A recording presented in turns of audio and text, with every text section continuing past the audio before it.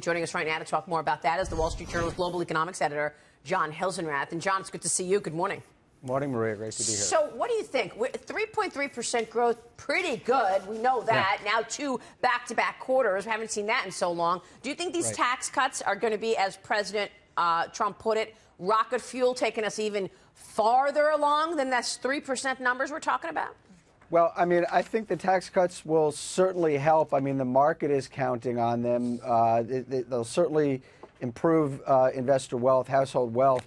You know, I think we are going to need to see a little more evidence that this can be sustained at a 3% level before we declare victory in having achieved that. I mean, having said that, it does look like we've got another good quarter in the pocket right now with the fourth quarter. So we could be getting, 2.5% to 3% for the fourth quarter. So the economy's on a roll. I think there's no question about that. You know, Michael Jones, you cannot underestimate what has been done already in this economy in terms of the rollback in regulation. That has been president the key. Is the least regulatory president. That's why we're seeing 3% numbers right now. And I think it's a global trend. You're seeing deregulation in France. You're seeing deregulation in Japan. So, as the whole global economy gets on the deregulation bandwagon, we're seeing an acceleration not just in the U.S., but in our major trading partners as well. You think this tax plan goes through, and how much of that is priced into this market at this point, from your standpoint? So I think in the large cap market, you're largely pricing in the good news. But if you look down, the small caps have underperformed so far this year.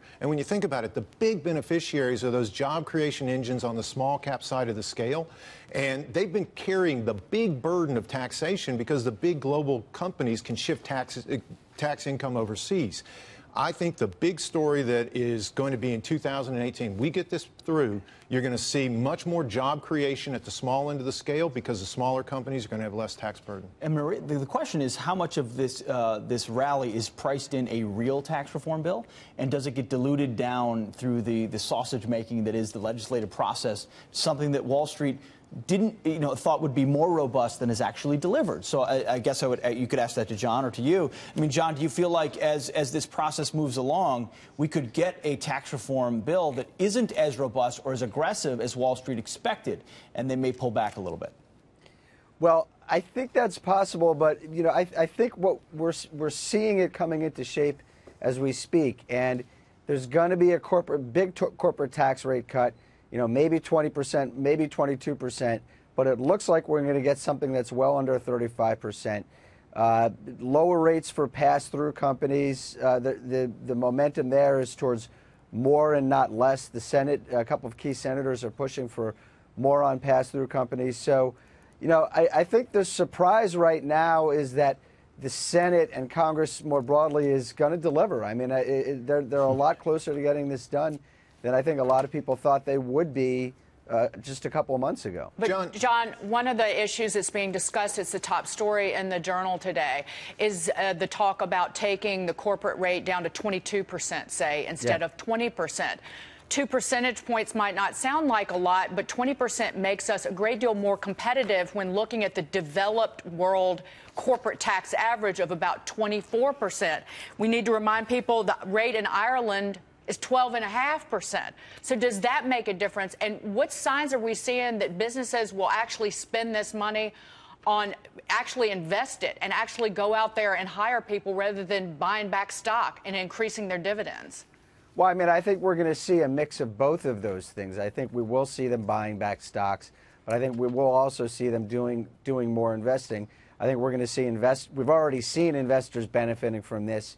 And then the big question is to what extent workers benefited from companies investing more and hiring more. I think you're going to see a mix of the two. As far as the 22% growth rate versus the 20% growth rate, either one of those is a lot lower than the 35% that we've got right now, and it's lower than the industrial average. So I think it's a big step, and the market is pricing that in. I agree with that. I mean, I know that President Trump said that 20% is his red line, but you're still talking about a level that's even below what large corporations were paying on average, which was 24% as an effective rate. So 22% is going to be fine. But the problem is this pass-through rate. They're trying to get this equal. They're trying to, because you had 25% in the pass-through, you had 20% of the corporate. They're trying to equal this out to basically appease Ron Johnson so that they get Ron Johnson's vote. Because on the Senate side, it is closer because the way that they go about it is very different than the House bill and the Senate bill. And there's that 17.4% deduction for pass-through businesses. It takes the top rate down. If the top rate's at 35.5%, it takes it down to slightly under 32%. So you've got the 25% in the House in the rate, but with a lot of guardrails, and then the almost 32% in the Senate. So I think they're trying to rationalize those two numbers as well. So it sounds like you really think the 20% is important. Yeah, I think stay at that red line that President Trump is You know why about. the 20% is important? Because I take issue with what Marco Rubio, why he wants to raise. He's complaining that 70% of the tax bill goes to corporations. Well, you know what?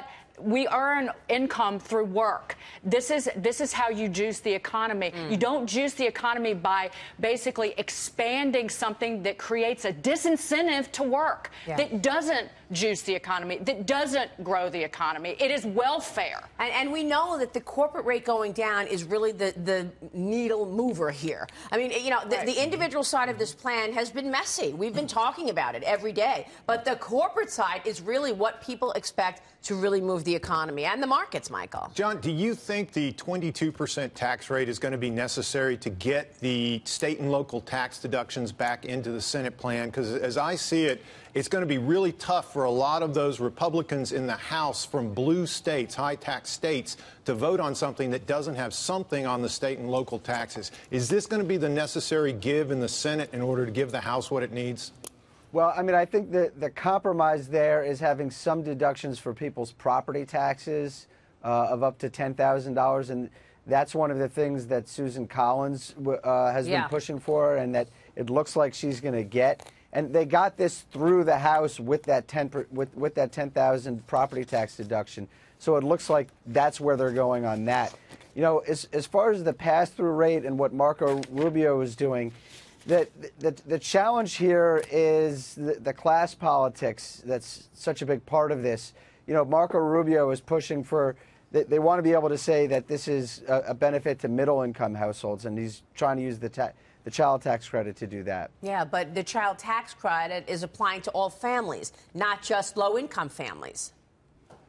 Well, yeah, and that's what Dagan is getting at. He wants to make it refundable against the payroll tax. It's already refundable in the bill against the income tax, but the payroll tax. And I'm holding my head because this gives me a headache. These programs, Medicare and Social Security, are already going broke. Right. Okay? Medicare goes broke, the Hospital Trust Fund, in less than 12 years. You get a benefit from the payroll tax that you pay. So I don't know where he's getting this class warfare language and lingo unless he's been breaking bread with Chuck Schumer. And holding the rest of the House hostage and the rest of the Senate hostage just to get the vote. John Hilsenrath, thank you so much. We've got